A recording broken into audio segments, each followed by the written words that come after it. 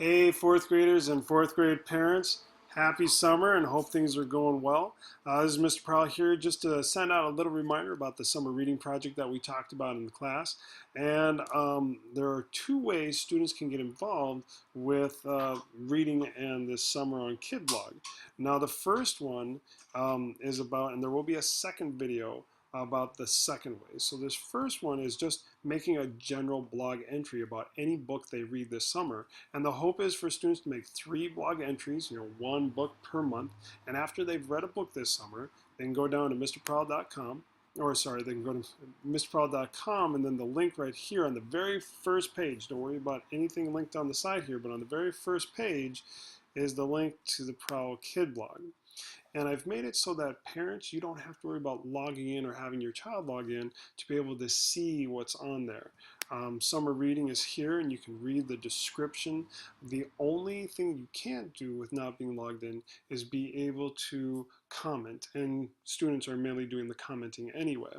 Now, the summer reading post that I've made here, students won't be commenting here at all because they're going to be making this entry in their own blog by copying the question below and pasting it into their blog page. So I do a right click, I do a copy, and then I go up here to new post, and new post will take me to a page like this, and they need to put down the title of their book here, and then after they would paste their questions here, then they write in complete sentences the answer to those questions.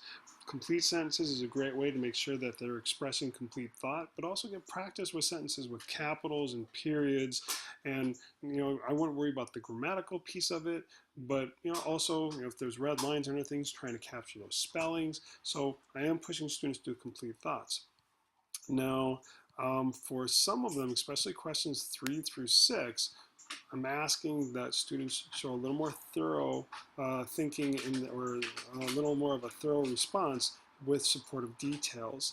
For example, here with what is the main character in your book and what are they like? I have down here, the main characters of the story are Jesse and Evan. And then I go into explaining them. Evan is a 4th grade boy who's very outgoing, gets along with anybody. Jesse has trouble understanding what people are thinking, but has a lot of great smarts, especially in math. Now it shows that anybody who would read this will get an idea of what this book would be about, helping them decide whether they'd want to read this book or not.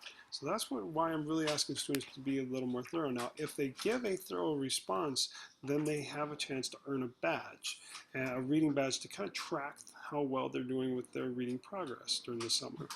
Now, once they've made their entry, they hit publish, and with the, I forgot, you can go ahead and you can delete those questions, if your response is all completed. And so now this will show up on your child's blog page, and then students can leave comments on it if they seem interesting or if they've read the book as well.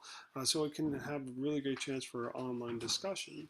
Now, as far as the badges, if we go to, let's see, go to badges, students will be able to see, how their badges are going.